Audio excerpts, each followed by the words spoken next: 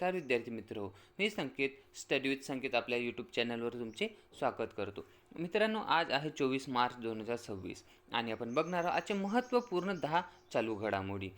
फक्त चालू घडामोडीच नाही तर त्याच्यासोबत आपण बघणार आहोत काही महत्त्वपूर्ण स्टॅटिक GK. म्हणून व्हिडिओ महत्त्वाचा आहे, व्हिडिओ शेवटपर्यंत नक्की बघा.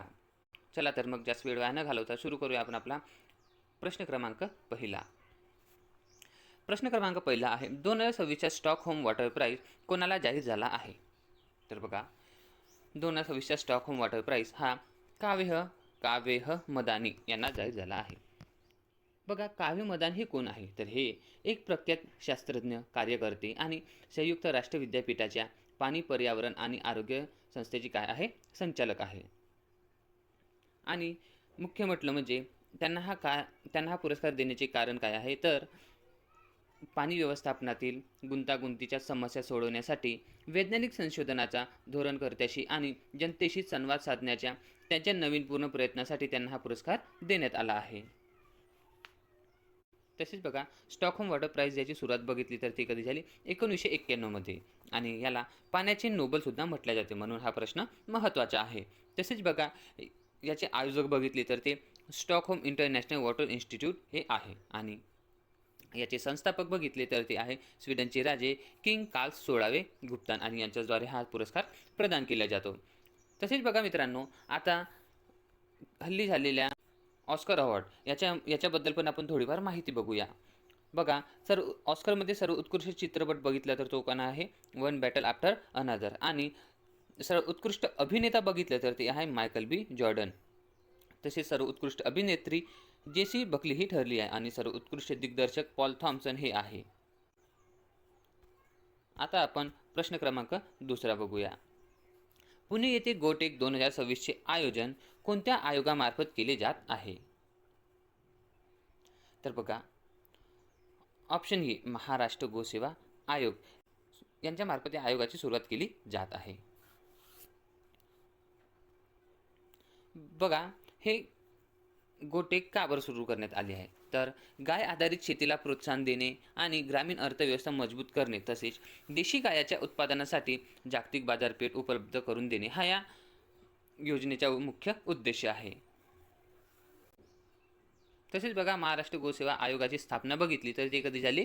2023 मध्ये महाराष्ट्र सरकारच्या हस्ते, आणि याचे मुख्यालय बघितले तर ते आहे मुंबईला. आणि हे आयोग स्थापन करण्याचे उद्देश काय आहे हे मी तुम्हाला सांगितलेच आहे. आणि याचे अध्यक्ष बघितले तर ते कोण आहे? शेखर पाचारणे. तसेच राष्ट्रीय गोकुळ मिशन हे काय आहे? तर हे 2024 मध्ये सुरू झालेली ही एक योजना आहे. आणि ही योजना कशासाठी सुरू केली होती? तर ते देशी जनावरांच्या जातीच्या विकासासाठी काम करते. तसेच बघा, गोवर्धन योजना ही योजना कचऱ्यातून म्हणा किंवा शेणातून ऊर्जा आणि सेंद्रिय खत निर्मितीसाठी ही योजना राबवली जाते. त्याच्यानंतर आहे कामधेनू दीपावली अभियान. हे काय आहे? तर हे गाईच्या शेणापासून बनवलेल्या वस्तूंचा वापर करण्यासाठी हे अभियान चालवले जात आहे. आता आपण प्रश्न क्रमांक तिसरा बघूया. प्रश्न क्रमांक तिसरा आहे, 9व्या शतकातील पंबानन मंदिर कोणत्या देशात आहे ज्यांच्या पुनरुज्जीवनासाठी भारताने भागीदारी केली आहे? तर बघा, आपले उत्तर आहे ऑप्शन सी इंडोनेशिया. बघा, इंडोनेशियामधील हे 9व्या शतकाचे मंदिर आहे, आणि याच्या देखरेखीसाठी भारताने याच्यासोबत काय केलं आहे? करार केलेला आहे. तसेच बघा, भारताने याच्यात ASIची मदत घेतली आहे. ASI हे काय आहे? तर हे भारतातील आर्किओलॉजिकल सर्वे ऑफ इंडिया आहे. हे काय करते? भारतातील पुरातात्विक गोष्टींचे सर्वेक्षण करते. तसेच बघा, ASI हे आपले तंत्रज्ञान वापरून या मंदिराच्या दुरुस्तीचे काम करेल. तसेच बघा मित्रांनो, इंडोनेशियाची राजधानी बघितली तर ती काय आहे? जकार्ता. इथली अधिकृत भाषा बघितली तर ती आहे इंडोनेशियन, आणि इथले राष्ट्रपती कोण आहे? तर ते आहे प्रवियंतो सुबियंतो. त्याच्यानंतर प्रश्न क्रमांक 4 बघूया. नुकतेच निधन झालेले जेफ वेब कोणत्या क्षेत्राशी संबंधित आहे? तर बघा, जेफ वेब बघितले तर ते कोणत्या क्षेत्राशी संबंधित आहे? ते आहे ऑप्शन बी आधुनिक चीअरलीडिंगचे जनक. आणि बघा, जेफ वेब हे आंतरराष्ट्रीय चीअर युनियनचे अध्यक्षसुद्धा राहिलेले आहे. आणि त्यांच्या या प्रयत्नामुळे आंतरराष्ट्रीय ऑलिम्पिक समितीने चीअरलीडिंगला एक खेळाच्या स्वरूपात मान्यता दिली आहे. त्यांच्या चीअरलीडिंगमध्ये स्टंट आणि पिरामिडसारखे थरारक प्रकार समाविष्ट करून ते जगातील लोकप्रिय बनवले आहे.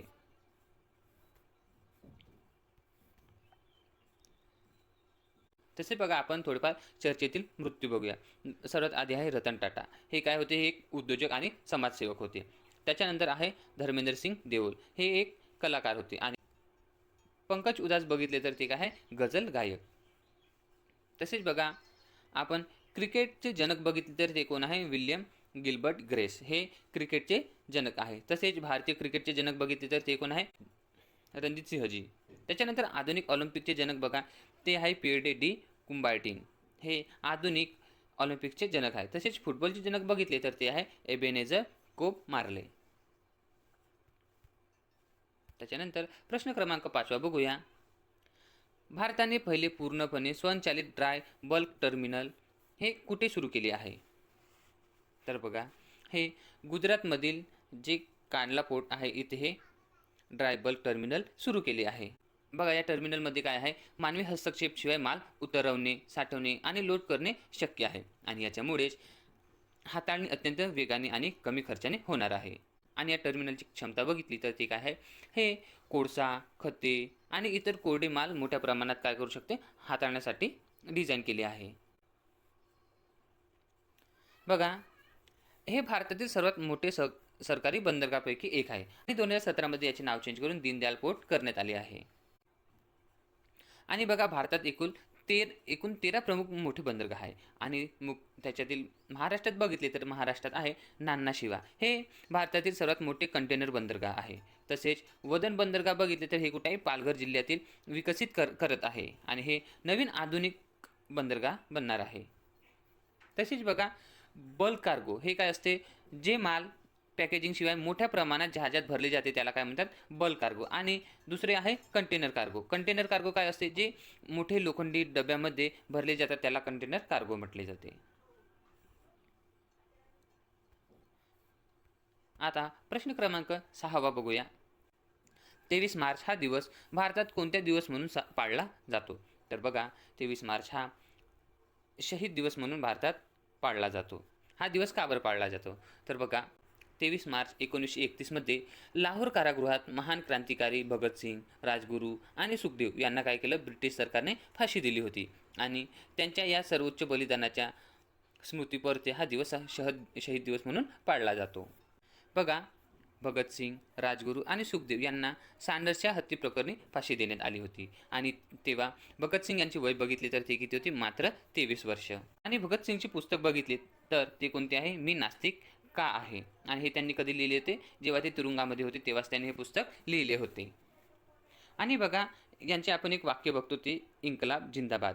हे घोषणावाक्य हसरत मोहाने यांनी लिहिले होते, पण याला लोकप्रिय बनवण्याचे कार्य भगतसिंग यांनी केले होते. प्रश्न क्रमांक 7 बघूया. भीम पेमेंट ॲप याचे नवीन ब्रँड ॲम्बॅसेडर म्हणून कोणाची नियुक्ती करण्यात आली आहे? तर बघा, भीम पेमेंट ॲपचे नवीन ब्रँड ॲम्बॅसेडर म्हणून MS धोनी यांची निवड करण्यात आली आहे. बघा, भीम पेमेंट काय आहे? तर हे एक ऑनलाईन पेमेंट करण्याचे ॲप आहे. तसेच बघा, डिजिटल पेमेंट क्षेत्रात विश्वास, साधेपणा आणि लोकांचा विश्वास वाढवण्यासाठी धोनींची निवड करण्यात आली आहे, जे स्वतः या मूल्यांचे प्रतीक मानले जातात. बघा, भीम पेमेंट हे कधी लॉन्च झाले? तर ते 30 डिसेंबर 2016ला लॉन्च करण्यात आले होते. आणि याचे नामकरण बघितले तर डॉक्टर बाबासाहेब आंबेडकर यांच्या नावावर या आधारित ॲपचे नामकरण केले आहे. त्यांनी भारताच्या आर्थिक धोरणामध्ये मोठी भूमिका बजावली आहे, विशेषतः बघितलं तर RBIच्या स्थापनेमध्ये. तसेच बघा, USSD तंत्रज्ञान हे काय आहे? तर हे इंटरनेटशिवाय व्यवहार करण्यासाठी *99# हा कोड वापरून आपण काय करू शकतो? ऑनलाईन पेमेंट करू शकतो बिना इंटरनेटने. तसेच बघा, पंकज त्रिपाठी यांना नोव्हेंबर 2023 NPCIने काय केले होते? UPI सेफ्टी ॲम्बॅसेडर म्हणून नियुक्त केले होते. आणि आंतरराष्ट्रीय विस्तार बघितला तर भीम UPI स्वीकारणारे भूतान हा पहिला देश ठरला आहे. तर नेपाळ हा भारताबाहेर UPI प्रणाली राबवणारा पहिला देश ठरला. आता फ्रान्स, सिंगापूर, UAE आणि श्रीलंका या देशासह हे तंत्रज्ञान वापरले जात आहे. तसेच बघा, हे ॲप आता 15पेक्षा जास्त प्रादेशिक भाषेमध्ये सपोर्ट करते आणि ग्रामीण तसेच निमशहरी भागात डिजिटल व्यवहारांना चालना देण्यासाठी लक्ष केंद्रित करत आहे. आता प्रश्न क्रमांक 8 बघूया. कोणत्या राज्यांनी नुकताच गुजरात, महाराष्ट्राला मागे टाकून भारताच्या अव्वल कापड निर्यातदार होण्याचा बहुमान मिळवला आहे? तर बघा, हा बहुमान कोणी मिळवला आहे? तमिळनाडूने. बघा, तमिळनाडू सरकारच्या द्रविडियम मॉडेलच्या अंतर्गत राबवण्यात आलेल्या विशेष धोरणामुळे आणि पायाभूत सुविधांच्या विकासामुळे हे यश मिळवण्याचे मुख्यमंत्री MK स्टॅलिन यांनी नमूद केले आहे. तर बघा, तमिळनाडूने $7.99 अब्ज काय केले व्यवहार केला आहे, म्हणजेच कापूड निर्यात केला आहे. आणि गुजरातने $5.65 अब्ज कापड निर्यात केली आहे. तर महाराष्ट्राने $3.83 अब्ज काय केला आहे? कापड निर्यात केला आहे. तर बघा, आपण तमिळनाडूची स्थापना बघितली तर ती कधी झाली? 26 जानेवारी 1950 मध्ये. आणि याची राजधानी बघितली तर ती काय आहे? चेन्नई. इथले मुख्यमंत्री आहे MK स्टॅलिन. तर राज्यपाल बघितले तर ते आहे राजेंद्र विश्वनाथ आर्लेकर. तसेच इथल्या मुख्य पर्वतरांगा बघितल्या तर पूर्व घाट आणि पश्चिम घाट जे ते एकत्र येऊन मिळतात त्याला काय म्हणतात? निलगिरी पर्वत. तसेच इथले राष्ट्रीय उद्यान बघितले तर ते मुदुमलाई, मन्नारच्या आखाताचे सागरी उद्यान आहेत. तसेच अण्णामलाई हे इथले प्रमुख राष्ट्रीय उद्यान आहे. आणि अण्णामलाईला इंदिरा गांधी राष्ट्रीय उद्यानसुद्धा म्हटले जाते. आणि सर्वात उंच शिखर बघितले तर ते कोणते आहे? दोदा बेटा, जे निलगिरी पर्वतावर आहे. चला, त्याच्यानंतर प्रश्न क्रमांक 9 बघूया. राष्ट्रपतीने राष्ट्रीय मागासवर्गीय आयोगाच्या नवीन अध्यक्षपदी कोणाची नियुक्ती केली आहे? तर बघा, याच्यामध्ये ऑप्शन बी साध्वी निरंजना ज्योती यांची मागासवर्गीय आयोगाचे अध्यक्ष म्हणून काय केली आहे? निवड केली आहे.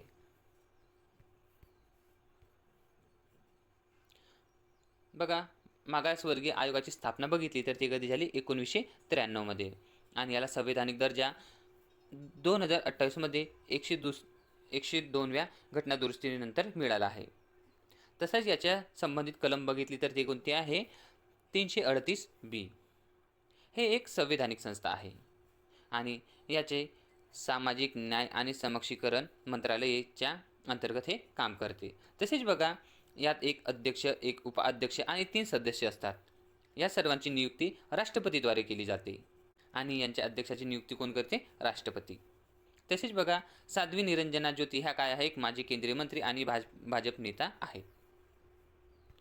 आता आपण प्रश्न क्रमांक 10 बघूया. पोट्टी श्री रामुलू यांच्या समर्थनार्थ कोणत्या शहरात बलिदान ही प्रतिमा स्थापन करण्यात आली आहे?